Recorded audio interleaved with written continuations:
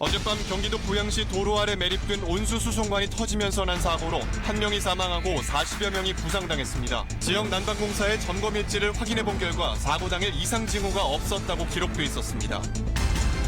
고 장자연 씨 사건을 재조사하는 대검 진상조사단이 방용훈 코리아나 호텔 사장을 전격 소환했습니다. 다음 주엔 방정호 전 TV조선 전무가 소환되는 등 조선일보 사주 일가에 대한 조사가 본격화되고 있습니다. 문재인 대통령이 청와대 특별감찰반 비위 문제와 관련해 개선책을 마련하라고 조국 민정수석에게 지시했습니다. 조 수석을 경질하라는 야당의 요구를 정면 돌파하겠다는 뜻으로 풀이됩니다.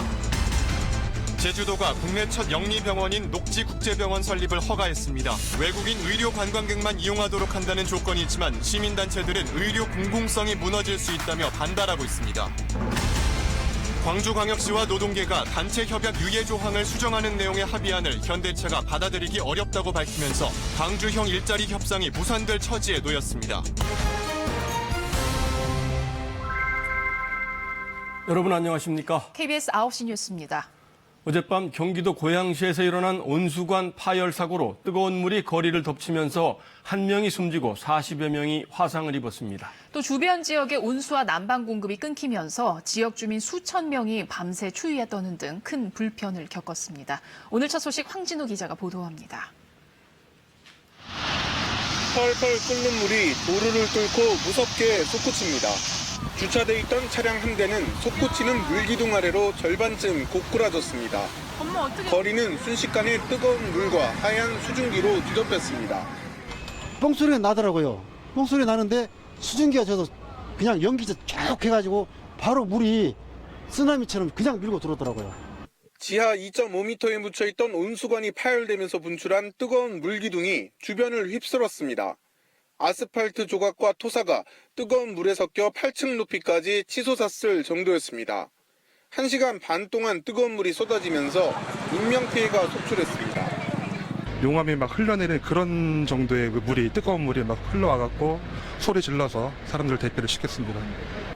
온수관이 터진 주변을 지나던 60대 승용차 운전자가 전신 화상 상태로 숨진 채 발견됐습니다. 거리를 지나던 행인 4명이 심한 화상을 입어 입원 치료 중이고 37명이 화상 치료를 받고 귀가했습니다. 뿌옇게 안개식으로 안 보이더라고요. 그래갖고 건너고 있는데 뭐가 쓱 오더니 뜨거워서 쬐끌렁해요 내가. 그런 바람에 덜 입은 거죠, 화상을. 인근 아파트 2,800가구에는 밤사이 난방과 온수 공급이 끊겨 주민들이 한파주의보 속에서 추위에 떨어야 했습니다. 난방이 안 돼서 좀 이렇게 잠자는데도 불편하고 좀 웅크리고 자서 아침에도 일찍 이렇게 깼습니다. 파열된 온수관은 1991년 설치된 것으로 오래돼 낡은 부분이 수압을 견디지 못해 사고가 난 것으로 추정됩니다. 사전 징후도 좀 안 보이고 이렇게 불의의 상황이 좀 벌어진 것 같아요. 용접 부위가 떨어져 나갔다는 생각은 드는데. 한국지역난방공사는 임시 복구를 해 오늘 오전 8시쯤부터 난방과 온수 공급을 재개했습니다. 난방공사는 앞으로 너댓새 정도면 파손 이전 상태로 완전 복구가 가능하다고 밝혔습니다. KBS 뉴스 황진우입니다. 온수관 파열 사고로 숨진 사망자는 주변 도로를 지나던 60대 운전자였습니다. 홀로 키워왔던 딸 결혼식을 앞두고 예비 사위와 함께 저녁 식사를 마치고 돌아가던 길에 참변을 당해서 주위를 더욱 안타깝게 했습니다. 이어서 이현준 기자입니다. 희뿌연 증기 사이로 검은색 승용차 한 대가 보입니다. 앞유리가 모두 깨져 있습니다. 승용차 앞에 놓인 커다란 돌과 주변에 뿌려진 진흙이 당시 충격을 가늠케 합니다. 69살 송모 씨는 이 차량 뒷좌석에서 숨진 채 발견됐습니다. 차가 진행하다가 그 앞에 이제 수증기가 있으니까 멈추는 상황에서 이렇게 사건이 진행됐어요. 화상으로 추정을 하면서 그 원인은 부검을 통해서. 송 씨는 내년 4월 결혼을 앞둔 작은 딸과 애비 사위와 함께 저녁 식사를 하고 집으로 가던 길이었습니다. 온수관이 터지면서 뜨거운 물과 증기가 앞유리를 깨고 운전석 쪽으로 쏟아지자 뒷자리로 탈출을 시도했지만 결국 빠져나오지 못한 것으로 보입니다. 송 씨는 오래전에 다리를 다쳐 의족을 하고 있었던 것으로 전해졌습니다. 8층 높이까지 치솟으면서 그 파편이 막 같이 올라갔다 떨어지는데 그게 장난이 아니었었다니까. 뜨거운 물이 갖다 막 퍼부어버리니까 사람이 나올 수가 없었지. 송 씨의 사고 소식에 사고 직전 송 씨와 식사를 한 딸은 빈소에서 종일 오열했습니다. 송 씨는 20년 전 부인과 헤어지고 홀로 두 딸을 키워왔습니다. 큰딸과 작은딸이 성인이 되고 난 이후에도 매주 한 번씩은 만나서 식사를 하는 다정한 아버지였습니다. 뭔지 입장이 없습니다, 지금. 아직 뭐라고 답 얘기할 수 있는 입장이 지금 안 되고 있습니다. 열심히 살아온 사람 중에 한 사람인데 정말 저는 설마 했습니다, 설마. 유가족들은 아직도 이 사고를 믿을 수 없다면서도 재발 방지를 위해 원인 규명을 반드시 제대로 해달라고 당부했습니다. KBS 뉴스 이현준입니다. 온수관이 파열될 때까지 난방공사 측은 뭘 하고 있었던 걸까요? 일일 점검 일지를 살펴봤더니 사고 당일에도 점검이 이루어졌고 아무런 이상이 없는 걸로 기록돼 있었습니다. 일일 점검이 대충 형식적으로 이루어졌다는 얘기입니다. 정밀 점검은 1년에 2번씩 하도록 돼 있지만은 아예 기록 자체가 없었습니다. 계속해서 황현택 기자입니다. 사고 구간을 포함한 일산 동구 지역의 관로 점검 일지입니다. 난방수 유출과 집안 침하, 균열 등 10개 항목을 매일 한 번씩 점검합니다. 사고 당일, 사고 구간에 대한 점검 결과는 이상 없음으로 돼 있습니다. 어떤 식으로 점검한 걸까? 지열이 나가는지 안 나가는지 유관 점검을 하고 있습니다.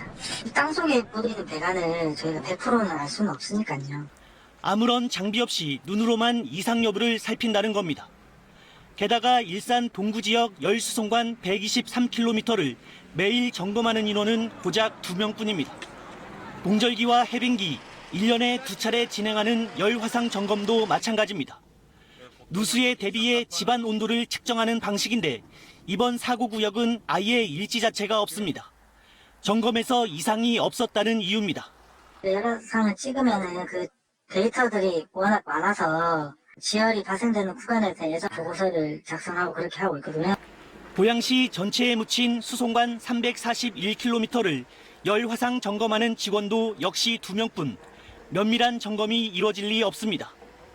7년 된 노후 열 수송관을 방치하고 있으면서 또 부실하고 형식적인 점검으로 빚어낸 전형적인 인재로 보입니다.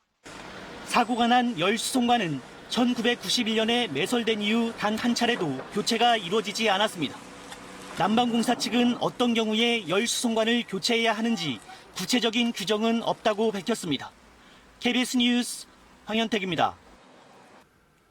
고 장자연 리스트 사건 재조사가 정점으로 치닫고 있습니다. 대검 진상조사단이 오늘 조선일보 사주 일가를 전격적으로 소환했습니다. 오늘은 조선일보 방상훈 사장 동생인 방용훈 코리아나호텔 사장이 검찰 조사를 받았고 조만간 방상훈 사장 차남인 방정호 전 TV조선 전무도 검찰에 소환될 것으로 보입니다. 이지윤 기자의 단독 보도입니다. 대검 진상조사단은 오늘 오후 방용훈 코리아나호텔 사장을 전격 소환했습니다. 방용훈 사장은 방상훈 조선일보 사장의 동생으로 조선일보 사주 일가가 장씨 사건으로 검찰 조사를 받는 것은 이번이 처음입니다. 9년 전 사건 당시 경찰은 방용훈 사장이 2007년 10월 주재한 식사 자리에서 장 씨를 만난 사실을 확인했습니다.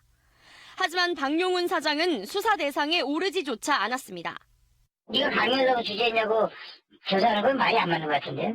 불러서 안 오면 방용훈이도 안 온다면 할 말이 없는 거잖아요. 대검 진상조사단은 방용훈 사장이 2008년 가을에도 장 씨를 만났다는 새로운 진술을 확보했습니다. 이 만남에는 권재진 당시 대검 차장과 박문덕 하이트진로 회장 등이 참석했던 것으로 알려졌습니다. 진상조사단은 방 사장을 상대로 유력 인사들과 함께 장 씨를 만난 경위 등을 집중 추궁했습니다. 이와 함께 방상훈 조선일보 사장의 차남인 방정호 전 TV조선 전무도 다음 주 소환됩니다. 방 전 전무는 당시 경찰 조사에서 2008년 10월 장 씨와 술자리를 가진 사실이 드러났지만 호텔에서 참고인 조사 한 번으로 끝났습니다. 조사단은 방 전 전무가 장 씨와 여러 번 통화를 한 사이였고 이 통화 내역을 삭제하기 위해 조선일보가 경찰에 압력을 넣었다는 관계자 진술을 확보했습니다. 당시 경찰에 압력을 넣었다는 의혹을 받고 있는 조선일보 기자도 최근 소환돼 조사를 받았습니다. 검찰 과거사위원회와 대검 진상조사단의 활동 기한은 이달 말까지. 조사단은 조만간 재조사 결과를 발표합니다. KBS 뉴스 이지윤입니다. 네, 그러면 여기서 고 장자연 사건을 계속 추적해온 법조팀 이지윤 기자와 함께 보다 자세한 내용 알아보도록 하겠습니다. 이지윤 기자, 오늘 박용훈 코리아나 호텔 사장, 그러니까 방상훈 조선일보 사장 동생이죠. 박용훈 사장이 오늘 조사를 받았는데 그 조선일보 사주 일가에 대한 조사가 이제 계속 시작이 되는 거죠. 네, 하지만 한 명이 더 남아 있습니다. 앞서 말씀드렸듯이 이 조선일보 일가에 대한 조사, 이게 사실 장자연 사건의 핵심이라고 봐도 과언이 아닌데요. 이 장자연 씨가 자필로 쓴 문건에 나오는 조선일보 방 사장이 누구냐, 이걸 두고 거의 10년 가까이 설왕설래를 했었습니다. 네. 오늘은 박용훈 코리아나 호텔 사장이 먼저 소환돼서 조사를 받았고요. 이제 다음은 방정호 전 TV조선 대표이사 전무인데요. 역시 장 씨와 만난 적이 있습니다. 저희 취재 결과 방 전 전무는 다음 주 중에 소환이 예정돼 있는 것으로 확인됐습니다. 네. 이 방정호 전 전무는 얼마 전에 그 초등학생 자녀가 운전기사한테 갑질을 했다가 파문이 생기면서 사퇴를 했던 바로 그 인물입니까? 네, 그렇습니다. 이 조선일보 방상훈 사장의 둘째 아들인데요. 이제 이번 주에 박용훈 사장, 그리고 다음 주에 방 전 전무까지 조사를 하고 나면은 이제 대검 진상조사단도 이달 말쯤에는 조사 결과를 발표할 것 같습니다. 네. 그 이 장자연 씨 사건 재조사가 지금 거의 1년이 다 돼가고 있는데요.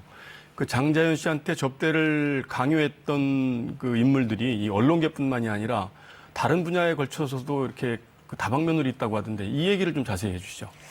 네, 이 조사단은 장 씨가 접대를 했던 상대들을 크게 4가지 분야의 인물들로 나눠서 이제 보고 있는데요. 언론계, 금융계, 연예계, 그리고 삼성입니다. 네. 언론계, 금융계, 연예계, 삼성. 삼성은 또 뭡니까? 네, 이미 보도가 됐었는데요. 이 장자연 씨가 이무재 전 삼성전기 고문과 35번이나 통화를 하고 또 만나기도 했었다는 사실, 이 사실은 이미 알려진 사실인데요. 네. 이 조사단은 장 씨의 소속사 대표였던 김종승 씨가 이 둘 사이에 다리를 놨다고 보고 있습니다. 네. 소속사 대표 김종승 씨가 왜 삼성하고 이런 자리를 계속 주선을 했을까요? 네, 조사단은 광고 때문이 아닌가 이렇게 추론을 하고 있는데요. 이 김종승 씨와 삼성의 계열사인 제일기획 사이의 통화 기록을 근거로 삼고 있습니다. 저희 KBS 취재 결과 국내 최대 광고회사인 제일기획과 이 김종승 씨가 수십 차례 통화한 기록이 있는 것으로 확인됐습니다. 네. 이 김 씨가 광고에 소속 연예인들을 출연시키려고 이 삼성 오너 일가였던 임 전 고문과의 접대 자리에 장 씨를 데려간 것이 아니겠느냐, 이것이 조사단의 판단인데요. 이 조사단이 여러 차례 임 전 고문에게 소환을 통보했지만 임 전 고문은 계속해서 거부하고 있는 것으로 알려졌습니다. 그렇군요. 하나씩 더 짚어보죠. 이제 언론계 삼성은 그렇고 금융계에는 누가 또 연루가 되어 있습니까? 네, 저희 KBS가 이 사건을 1년 가까이 취재를 해왔는데요. 저희 KBS가 확보한 수사 기록에는 금융인들의 이름이 여러 명 등장합니다. 이 당시 재경부 고위 공무원 출신도 있었고 네. 또 증권회사 고위 간부도 있었는데요. 이 조사단은 김 씨가 사업 투자를 받기 위해서 이 장 씨를 금융인 접대에 동원했다, 이렇게 보고 있습니다. 투자를 받기 위해서 그랬다. 방송계, 연예계도 있다고 그랬는데 연예계는 아무래도 방송 출연 때문에 그 접대를 했던 거겠죠? 네, 맞습니다. 이 장 씨가 숨지기 전에 직접 쓴 그 문건, 이른바 장자연 문건에도 기획사 대표나 드라마 감독들, 방송국 PD들의 이름이 여러 명 등장을 하는데요. 네. 이 당시 경찰은 문건에 등장하지 않은 드라마 감독들이나 PD들도 조사를 했는데 전부 다 무혐의로 당시에는 결론을 내렸습니다. 이 전부 다 장 씨가 자발적으로 참석한 술자리지 강요받아서 참석한 자리가 아니었다라는 게 당시 검경의 판단인데요. 이번 재조사에서는 접대의 강제성을 입증하는 게 핵심이 될 것으로 보입니다. 네, 그렇군요. 어쨌든 사건의 진상이 명명백백하게 드러나야 되겠습니다. 이지훈 기자 설명 잘 들었습니다. 다음 소식입니다. 북측 철도 구간 공동조사 작업을 벌인 우리 측 조사단이 경의선 북측 구간 조사를 마치고 오늘 복귀했습니다. 동해선 북측 구간 조사는 오는 8일부터 또 시작됩니다. 연내에 남북 철도 연결 착공식을 갖는 것도 가능해 보입니다. 김정은 위원장 서울 답방 여부도 조만간 결정됩니다. 국현호 기자입니다. 남측 조사단 28명이 오늘 오후 군사분계선을 넘어 도라산 출입사무소에 도착했습니다. 남북 객차를 연결한 공동열차를 타고 조사단이 달린 북측 구간은 개성에서 신의주까지 400km. 엿새간 구간을 살펴본 관계자들은 북측 철로의 상황이 11년 전 일부 구간 조사 때와 크게 달라지지 않았다고 평가했습니다. 과거에 저희들이 한번 갔었던 그 경험대로 봤을 때 그 전보다 더 나아진 건 없고 그렇게 뭐 썩 더 나빠진 건 없는 것 같아요. 공동조사단은 오는 8일부터는 열흘간 동해선 구간을 조사해 총 1200km의 북측 철도 구간 조사를 마치게 됩니다. 순조롭게 진행될 경우 연내 구간 연결을 위한 착공식도 가능할 전망입니다. 이런 가운데 김정은 위원장 연내 답방 여부도 조만간 결정될 것으로 보입니다. 정부 소식통은 김 위원장이 오게 될 경우 의전과 경호 등을 위한 북측과의 사전 협의가 최소 일주일 이상은 걸릴 것으로 보인다고 밝혔습니다. 연말 답방이 이뤄지려면 최소한 이달 중순 이전엔 답방 일정이 확정돼야 한다는 뜻으로 읽히는 대목입니다. 정부는 김 위원장 답방이 남북관계 발전은 물론 교착 상태의 비핵화 국면을 타개할 전환점이 될 수 있다고 보고 있습니다. 정부 소식통은 아직 북측의 답변은 없지만 조만간 김정은 위원장이 연내 답방 여부에 대한 결단을 내릴 것으로 보인다고 밝혔습니다.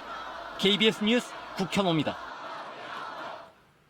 최근 잇따라 비위 의혹이 불거지고 있는 청와대 특별감찰반에 대해서 문재인 대통령이 오늘 공직기강 강화 방안과 특감반 개선 대책을 신속히 만들라고 지시했습니다.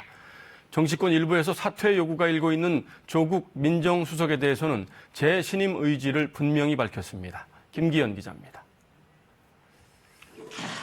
문재인 대통령이 5박 8일간의 순방 일정을 끝낸 직후 임종석 비서실장과 조국 민정수석을 만났습니다.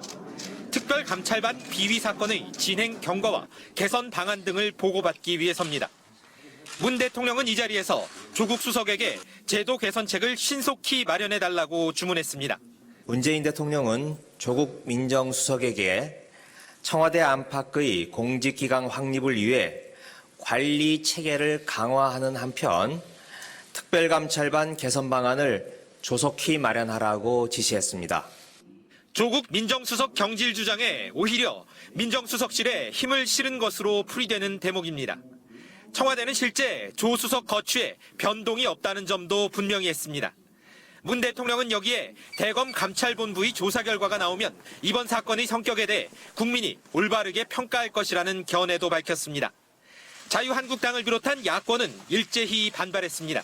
그 책임을 물어야 할 대상이 조국 민정수석인데 대통령께서는 계속 모르쇠로 일관하신다면 아마 전임 박근혜 정권과 다른 게 하나도 없을 것입니다. 바른미래당도 정부 여당이 도덕성과 능력, 품격을 모두 상실했다며 조수석 거취를 문제 삼았습니다. 민주평화당은 대통령의 시각이 아니하다고 비판했고 정의당 역시 국민 기대에 못 미쳤다고 평가절하했습니다. 문 대통령이 야권의 책임론에 정면 돌파 의지를 분명히 함에 따라 대치 국면은 당분간 이어질 것으로 보입니다. KBS 뉴스 김기현입니다. 연동형 비례대표제 도입을 요구하며 야3당이 이틀째 국회에서 농성을 이어가고 있는데요.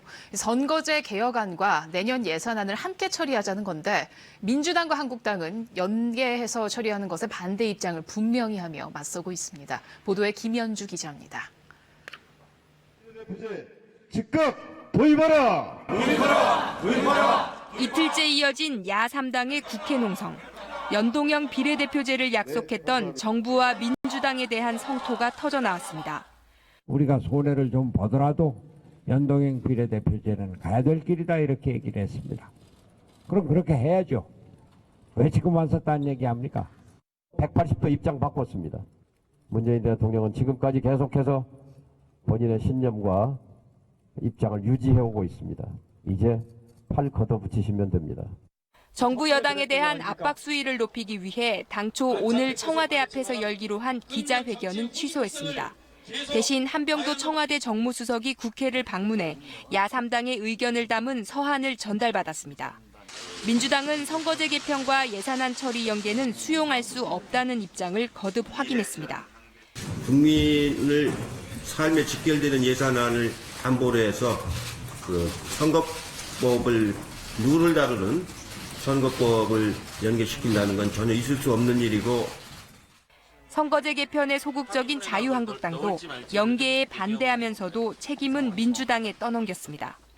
민주당이 그걸 제대로 아직까지 설득을 못하고 있는 것 같습니다.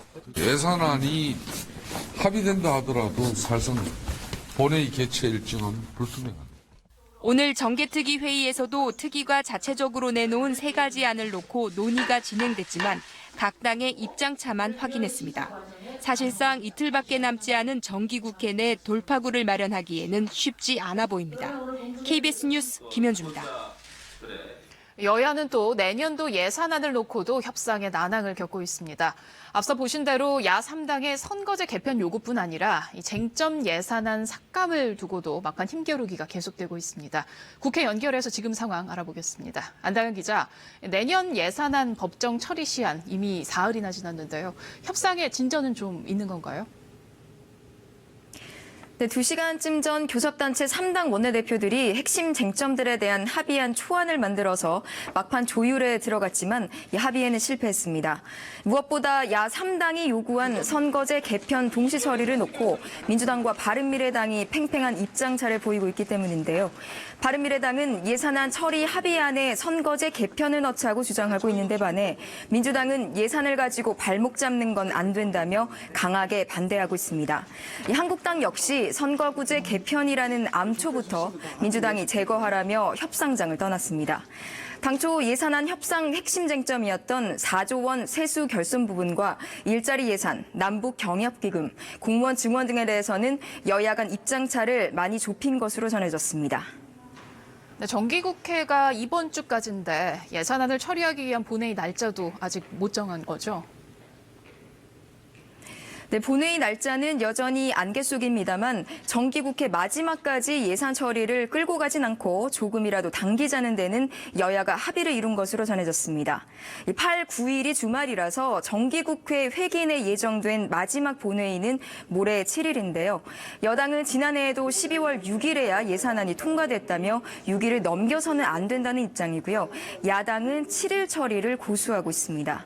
만약 내일 오전 여야가 예산안에 극적으로 합의한다 해도 증액심사와 마지막 실무 작업이 남아 있어서 내일 본회의 처리는 사실상 어려워 보입니다. 때문에 7일 처리가 지금으로서는 가장 유력해 보이는데요. 그렇게 되면 국회는 2014년 국회 선진화법 시행 이후 가장 늦은 예산안 처리 기록이라는 오명을 쓰게 될 것으로 보입니다. 지금까지 KBS 뉴스 안다영입니다. 다음 소식입니다. 삼성이 경찰을 시켜 노조원을 사찰하고 함정 음주 단속까지 사주한 정황이 드러났습니다. 삼성의 노조 와해 공작은 어디까지일까요? 홍성희 기자가 단독 보도합니다. 삼성물산 노조 에버랜드 부지회장 조장희 씨. 노조가 생긴 지 8년이 됐지만 아직도 지인 사무실의 한 구석을 사무실로 빌렸습니다. 조 씨는 삼성에서 노조를 한다는 건 곧 불이익을 뜻한다고 말합니다. 노조에 가입하면 최저 평가를 받는다는 사례를 우리를 통해서 만들고 이런 사례를 계속 전파해 나가는 거죠. 그런데 불이익은 여기서 끝이 아니었습니다. KBS 취재 결과 삼성은 경찰을 사주해 조 씨를 형사처벌하려 했던 것으로 드러났습니다. 2011년 노조 설립을 한 달 앞두고 에버랜드 이모 전무는 용인 동부경찰서 정복과장을 만나 협조를 부탁했습니다. 조 씨가 이른바 대포 차량을 타고 있으니 수사를 해달라는 것이었습니다. 조 씨 차량의 보닛을 강제로 열어 차대 번호를 촬영한 뒤 경찰에 보내기도 했습니다. 모두가 삼성 에버랜드 노조 대응팀이 만든 1일 보고서에 들어있는 내용입니다. 삼성의 사주를 받은 경찰은 실제 조 씨를 형사처벌하기 위해 표적 수사를 벌였습니다. 조 씨를 미행해 어디서 누구와 만났는지 확인하고 함정 음주 단속도 벌였습니다. 조 씨가 맥주를 한 캔밖에 안 마셔 음주 적발이 안 될 것 같아 철수한다. 심지어 조 씨가 대리기사를 불러 체포에 실패했다는 내용도 나옵니다. 경찰이 조 씨를 도난 차량 운행 혐의로 체포한 뒤에는 수사 상황이 실시간으로 삼성에 전달되기도 했습니다. 검찰은 문건 내용이 실제로 이루어진 것을 확인하고 조만간 관련된 경찰을 불러 조사할 계획입니다. KBS 뉴스 홍성입니다. 양승태 사법부가 옛 통합진보당 관련 소송에서 재판부 배당에까지 개입한 정황이 드러난 상태인데요. 법원행정처 고위 간부들이 재판 배당 조작을 논의하기 위한 회의를 연 것으로 KBS 취재 결과 확인됐습니다. 사실상 법원행정처 수뇌부 전체가 재판 배당 조작에 연루돼 있는 것으로 검찰은 판단하고 있습니다. 이승재 기자의 단독 보도입니다. 2015년 1월 옛 통합진보당 소속 비례대표 의원 5명이 낸 국회의원 지위 확인 청구 소송. 당이 없어졌어도 국회의원직을 유지할 수 있다는 걸 확인해달라고 법원에 소송을 냈습니다. 하지만 1심 재판부는 이 판단은 헌법재판소의 몫이라며 각하 처분을 내렸습니다. 그러자 헌재와 최고재판소 경쟁을 하던 대법원이 발끈했습니다. 항소심이 진행되자 대법원은 사건을 입맛에 맞는 재판부에 맡기기로 했습니다. 이른바 배당 조작인데 배당이 되기 전 사건 번호를 미리 지정한 겁니다. 사건 번호가 있어야 특정 재판부에 사건을 줄 수 있기 때문입니다. 검찰은 이와 관련해 미리 부여된 사건 번호가 적혀있는 행정처 회의 자료를 최근 확보했습니다. 그런데 KBS 취재 결과 배당 조작이 이뤄진 건 법원행정처 실국장들이 모여 이를 논의한 사실이 확인됐습니다. 실국장들은 이 회의에서 사건의 진행 상황과 주요 쟁점을 논의했습니다. 특히 배당 조작을 위해 이민걸 당시 법원행정처 기획조정실장이 서울 고법 김광태 부장판사를 만난다는 내용까지 포함된 것으로 파악됐습니다. 사건 배당이 있기도 전에 이미 법원행정처 수뇌부들이 사건 개입을 논의한 정황이 고스란히 드러난 겁니다. 검찰은 이 회의를 당시 법원행정처장이었던 박병대 전 대법관이 주재한 것으로 보고 구속영장 범죄 사실에 포함시켰습니다. KBS 뉴스 이승재입니다. 전현직 직원을 폭행한 혐의 등으로 구속돼 검찰 수사를 받아온 양진호 한국미래기술회장이 재판에 넘겨졌습니다. 수원지검 성남지청은 정보통신망법 및 성폭력처벌법 위반과 상습폭행 등의 혐의를 적용해 양 회장을 구속 기소했습니다. 다만 검찰은 양 회장이 소유한 웹하드 업체를 통해 음란물 유통을 주도한 혐의는 이번 기소 대상에서는 일단 제외하고 경찰의 수사 결과를 지켜본 뒤 따로 기소할 방침입니다. 주식회사처럼 투자를 받고 이윤을 투자자들에게 돌려주는 영리병원이 국내에서 처음으로 제주에 문을 엽니다. 외국인 의료 관광객만 진료할 수 있도록 제한을 뒀지만 거센 반발이 일고 있습니다. 강나래 기자가 쟁점을 짚어봤습니다. 제주도가 국내 첫 영리병원인 녹지국제병원 개원을 조건부 허가했습니다. 외국인 의료 관광객에 한해 진료를 허용한 겁니다. 이에 따라 778억 원을 투자한 중국 녹지그룹 자회사가 제주 서귀포 헬스케어 타운에 병원을 열 예정입니다. 원희룡 제주도지사는 도민 공론조사로 결정된 불허 의견을 수용하지 못해 죄송하다며 불가피한 결정이었다고 밝혔습니다. 투자에 대한 신뢰, 그리고 나아가서는 한국과 중국 간의 FTA라든가 국가 투자자 소송 이런 문제들도 갈 수가 있기 때문에 47병상 규모로 진료 과목을 성형외과와 피부과 등 4개로 한정했고 내국인 진료를 추진할 경우 허가를 취소하도록 명시해 공공의료 체계에는 영향이 없다고 설명했습니다. 보건복지부의 유권 해석과 일반적인 법리에 의해서 우리가 외국인으로 제한했을 때 이거에 의해서 내국인 진료는 하지 않도록 저희들이 확약도 받을 것이고 그에 따른 지도 감독을 철저히 할 생각입니다. 시민사회단체들은 의료 서비스 격차가 커지고 진료비가 오를 것이라며 반발했습니다. 민주주의를 파괴한 행위로 규정합니다. 또한 공공의료 체계를 완전히 붕괴시켜 국민들의 생명권을 위협하고 의료산업 활성화와 의료 영리화 주장이 맞서면서 병원 개원을 앞두고 논란이 이어질 것으로 보입니다. KBS 뉴스 강나래입니다.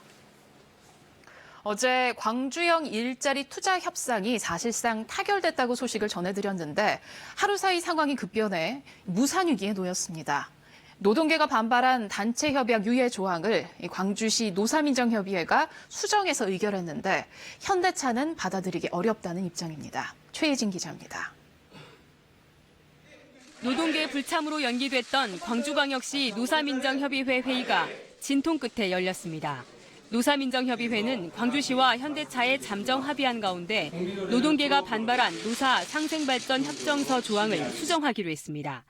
생산 물량 35만 대를 달성할 때까지 단체 협약을 유예한다는 내용입니다. 35만 대 생산 물량에 대해서는 그 조항에 대해서 원천적으로 수정하는 걸로 일단 노사민정에서 의결하였습니다.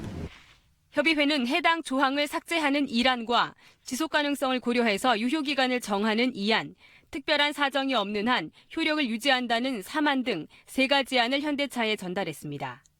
이렇게 셋 중에 하나를 투자자인 현대차에서 받아주기를 조건부로 의결을 하게 됐습니다. 그러나 현대차는 협의회가 제시한 수정안을 투자 타당성 측면에서 받아들이기 어렵다고 밝혔습니다. 현대차는 입장문을 통해 광주시가 협상에 전권을 위임받았다며 약속한 안을 노사민정협의회를 통해 변경하는 등 혼선을 초래하고 있다고 덧붙였습니다. 이에 따라 내일로 예정된 투자협약식은 무산됐고 2,900억 원 규모의 광주형 일자리 예산 확보도 사실상 어려워졌습니다. 이런 가운데 현대차 노조와 기아차 노조는 광주형 일자리에 반대하며 내일 4시간 부분 파업에 들어가기로 했습니다. KBS 뉴스 최수입니다. 밤새 미국 증시가 폭락했습니다. 다우존스와 나스닥 지수가 3% 넘게 빠졌습니다. 미국 국채 장단기 금리가 역전되면서 경기 둔화가 본격적으로 시작될 것이라는 분석이 나왔기 때문입니다. 뉴욕 연결해서 자세한 내용 알아보겠습니다. 김초로 특파원, 미국 국채 장단기 금리가 역전됐다고 했는데 이게 어떤 의미가 있는 겁니까? 네, 미국 국채 2년물과 3년물 금리가 장중한 때 5년물 금리를 역전했고요. 10년물과 2년물 금리의 격차도 0.1%포인트 정도로 11년 만에 가장 근접했습니다. 장기 채권 금리는 오래 돈을 빌려주는 셈이니까 단기 금리보다 높은 것이 정상인데요. 이게 역전됐다는 건 경제 성장이 최고점을 찍고 둔화하는 전조라고도 볼 수 있습니다. 실제로 1950년대 이후에 미국 경제에서 장단기 금리가 역전된 경우가 9번 있었는데요. 이 가운데 한 번만 제외하고 모두 1, 2년 이내에 경기 침체가 발생했습니다. 얼마 전 미중 정상이 무역 전쟁을 당분간 휴전하기로 했는데 이게 금융시장에는 호재로 작용하지 않는 모양이군요. 왜 그런 거죠? 네, 현재 전개되는 양상이 미중 정상이 합의한 90일 휴전의 실효성에 의구심을 자아내게 하고 있습니다. 우선 백악관이 협상 대표로 강경파로 분류되는 라이트하이저 무역대표 우대표를 등판시킨 것이 눈에 띕니다. 미중 정상의 휴전을 이끌어내기까지 주도적 역할을 했던 협상파 문우신 재무장관이 밀려나고 대중국 강경파 인사가 본 협상을 주도하게 된 겁니다. 트럼프 대통령이 트위터를 통해 자동차 관세 인하를 압박한 데 이어 오늘 다시 자신은 관세맨이라며 협상이 타결되지 않으면 추가 관세를 불사하겠다는 위협을 내놓은 것도 한몫했습니다. 많은 전문가들은 향후 협상이 순탄치 않을 것이란 전망을 내놓고 있습니다. It's easy to negotiate something like tariffs. It's very hard to negotiate over things like intellectual property, how much access or help are companies getting, theft of ideas. 이 경기 전망을 한다는 게 참 어렵긴 합니다만은 조만간 세계적인 경기 침체가 본격화될 것이다. 이런 전망을 얼마나 비중 있게 봐야 되는 겁니까? 네, 당장 미 연방준비제도가 기준금리 인상 속도를 조절할지 여부가 직접적인 영향을 줄 것으로 보입니다. 내년 전망과 관련해서는 상당수 전문가들이 주식시장과 금리 차만 보고 경기 침체를 예상하는 것은 성급하다고 지적합니다. 일반적으로 경기 침체라고 하면 2분기 연속 마이너스 성장을 해야 하는데 내년에도 미국 경제는 2.5% 안팎 성장할 것으로 예상되고 있습니다. 또 기업의 이익이나 실업률, 소비자 신뢰 지수 등의 지표에서도 뚜렷한 문제가 나타나진 않고 있습니다. 미 금융시장의 불안이 구조적인 경기 둔화의 전조인 건지 아니면 그동안 너무 오래 호황이 이어진 데 따른 투자자들의 심리적 불안을 반영한 것인지 조금 더 지켜볼 필요가 있어 보입니다. 지금까지 뉴욕에서 전해드렸습니다. 건물을 짓다가 자금난 등으로 공사가 중단돼서 장기간 방치돼 있는 건축물이 전국에 380군데가 넘습니다. 이런 건축물들은 도심 미관을 해칠 뿐만 아니라 범죄나 안전사고 우려가 높아서 지역 주민들에게 골칫거리가 되고 있습니다. 그 실태가 어떤지 먼저 신선민 기자가 전해드립니다. 철근이 여기저기 삐져나온 지상 3층짜리 건축물. 10년 전 다세대 주택을 짓다 이듬해 건설사 부도로 중단되면서 마을의 흉물이 됐습니다. 출입 통제를 위해 가설 울타리도 둘렀지만 군데군데가 휘어지고 파손된 곳도 눈에 띕니다. 저게 너무 오랫동안 장기간 저 상태로 지금 방치가 돼 있어서 저희 입장에서 미관성 좋지도 않고 방범상 문제도 있고. 이처럼 공사가 중단돼 장기간 방치되고 있는 건축물은 전국에 387곳. 이 가운데 60% 이상은 방치 기간이 10년이 넘습니다. 아파트 단지 인근에 있는 이곳 역시 H빔 골조만 앙상하게 남아 있습니다. 이곳 현장은 발주처에서 건설사에 공사 대금을 지급하지 못하면서 2012년부터 7년째 이렇게 기초공사만 한 채 방치돼 있습니다. 정부가 이런 장기간 방치 건축물의 안전 상태를 점검해봤더니 5곳 중 1곳골은 재난 위험 단계인 D등급 이하였습니다. 또 방치되는 중에 설치된 가설구조물 안전이 훼손되면서 가설물 안전에 문제가 생긴 곳도 3곳 중 1곳골이었습니다. 지진이나 집중호우 등 만약의 사태에 이런 건물들이 이른바 폭탄이 될 수도 있는 겁니다. 실제로 4년 전 경남 창원에선 방치된 건축물에서 어린이 익사 사고가 발생하는 등 안전사고도 끊이지 않고 있습니다. KBS 뉴스 신선민입니다. 이렇게 장기간 방치돼서 도심 흉물이 돼버린 건축물에 생명을 불어넣는 사업이 본격적으로 시작됐습니다. 주로 지역 주민들에게 필요한 공공시설이나 공공주택으로 재활용하는 방안이 추진되고 있습니다. 이어서 김나나 기자입니다. 세모그룹 유병원 전 회장의 건물로 알려진 우정병원. 지난 외환위기 때 부도가 나면서 21년간 방치돼 오다 지난 여름 철거 작업이 시작됐습니다. 12층짜리 건물은 이제 6층 바닥을 드러냈습니다. 소유주인 LH와 민간 사업자는 해당 부지에 지역 주민들을 위한 아파트를 짓기로 합의했습니다. 2021년까지 국민주택 규모의 아파트 170여 세대가 들어서게 되는데 수익의 일부는 다른 지역의 장기방치 건축물을 정비하는 데 쓰입니다. 장기방치 건축물 정비 사업에 첫 삽을 뜬 셈입니다. 분양 후 남는 수익의 50%는 방치 건축물 정비 기금으로 활용하여 공익성을 강조할 예정입니다. 복합상가로 지으려다 8년 넘게 방치된 이 건물도 재탄생을 위한 논의가 시작됐습니다. 이곳은 되도록이면 지역 주민의 공공시설로 활용하기 위한 협상이 진행 중입니다. 소식을 접한 주민들의 기대감도 커졌습니다. 건물도 사실 아깝잖아요. 이게 뭐 복지센터랄지 뭐 그런 부분이 들어오면 저희한테 도움이 되고 사람들이 이렇게 많이 이제 오고 가고 할 거 아니에요. 모텔로 짓다 중단된 이 건물 역시 취업 준비생 등에게 우선 공급되는 청년주택으로 거듭날 계획입니다. 이처럼 정부가 우선 사업 대상으로 선정해 협의에 나선 장기 방치 건축물은 13곳. 공공성을 확보해 지는 게 우선 목표입니다. 매몰 비용을 만회하기 위한 사업성이 제일 중요하긴 하나 국토부에서는 청년 공공주택, 공공시설 등 공공성을 강화하려고 노력하고 있습니다. 다만 장기 방치 건축물은 대부분 법적 이해관계가 복잡하고 비용을 둘러싼 협상이 녹록지 않아 사업의 속도를 낼 수 있느냐가 과제가 되고 있습니다. KBS 뉴스 김나나입니다. 여의도 면적의 116배에 달하는 땅이 군사시설 보호구역에서 해제됩니다. 서울 면적의 절반에 달하는 넓은 땅으로 24년 만에 최대 규모인데요. 또 접경지역 민통선의 출입 절차도 간소화하기로 했습니다. 정세배 기자입니다. 경기도 고양시의 한 마을입니다. 서울에서 불과 10km 떨어진 곳이지만 높은 건물이나 상업시설은 찾아보기 어렵습니다. 군사시설 보호구역으로 묶여 개발이 제한돼 있기 때문입니다. 상당히 피해를 많이 보고 있죠. 재산적으로는 어느 정도 많이 완화가 돼줬으면 하는 게 그 개인 사유를 가지고 있는 사람들의 바람이죠. 정부가 전국 21곳의 군사시설 보호구역을 해제하기로 결정했습니다. 모두 3억 3,699만 제곱미터로 여의도 면적의 116배, 서울 면적의 절반이 넘는 규모입니다.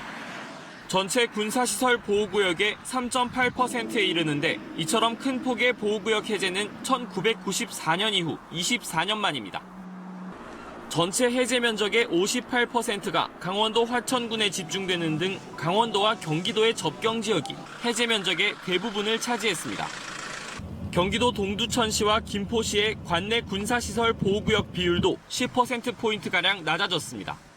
군과의 협의 없이 건축 또는 개발을 할 수 있게 되므로 해당 주민들의 재산권 행사가 가능하며 지역경제 활성화에 기여할 것으로 군은 민통선 출입 절차를 자동화하는 등 접경 지역 주민 생활 불편도 줄여나갈 방침입니다. 다만 일각에서는 군 작전이 가능한 전용 면적의 축소와 땅값 상승으로 인한 부작용 등을 보완해야 한다는 목소리도 제기되고 있습니다. KBS 뉴스 정수배입니다. 오늘 새벽 천리안 2A 위성이 발사에 성공했습니다. 우리 독자 기술로 개발한 첫 번째 정지 궤도 위성인데요. 유럽 아리안 로켓에 실려 발사된 지 34분 만에 순조롭게 분리됐고 잠시 뒤 지상 관제국과의 교신에도 성공했습니다. 앞으로 한반도 36,000km 상공에서 더 정밀한 기상 관측 임무를 24시간 수행하게 됩니다. 지난달 누리호 시험 발사와 어제 차세대 소형 위성 발사에 이은 성공이어서 더 뜻깊은데요. 이번 위성 발사 성공의 의미를 남미 기아나 현지에서 신방실 기자가 전합니다. 2010년 발사된 천리안 1호. 우리나라 최초의 정지궤도 위성이었지만 일부 프랑스 기술을 빌려야 했습니다. 1년 뒤 쌍둥이 위성인 천리안 2A와 2B를 자체 개발하는 사업이 시작됐습니다. 위성 시스템 설계와 탑재체 선정이 이어졌고 조립과 여러 시험 과정도 뒤따랐습니다. 순수 국내 기술로 위성 설계부터 조립, 검증까지 성공하는데 7년 6개월이 걸린 겁니다. 특히 지구와 같은 속도로 자전하며 항상 한반도 상공에 머물러야 하는 정지궤도 위성을 개발했다는 것, 최상급 기술을 확보했다는 의미입니다. 많은 위성을 발사했지만 정지궤도급의 위성을 우리나라 기술 책임하에 했는 것 첫 번째 위성입니다. 정지궤도 위성의 기술 자립, 독립 이런 쪽이 가장 큰 의미가 있습니다. 어제와 오늘 위성 2대가 잇따라 궤도 안착에 성공하면서 한반도 상공에서 가동 중인 위성은 11개로 늘었습니다. 내년 하반기엔 천리안 2B호 발사도 예정돼 있습니다. 한국에 돌아가게 되면 쉬는 시간 없이 바로 2B에 투입이 돼서 또 많은 시간 동안 또 조립과 시험을 거쳐서 약 1년 후에 다시 이곳에 와서 발사를 하게 돼 있습니다. 위성 제작과 달리 발사체 기술은 여전히 선진국에 의존해야 하지만 지난달 누리호 시험 발사 성공은 큰 진전으로 평가됩니다. 2021년 한국형 발사체 누리호의 개발이 완료가 되면 우리가 개발한 위성을 원하는 시기에 발사할 수 있는 우주 주권국이 될 전망입니다. 남미 기아나 우주센터에서 KBS 뉴스 신방실입니다. 국세청이 전두환 전 대통령과 법조 비리 파문에 연루됐던 최유정 변호사 등 고액 상습 체납자 7천여 명의 신상 정보를 인터넷에 공개했습니다.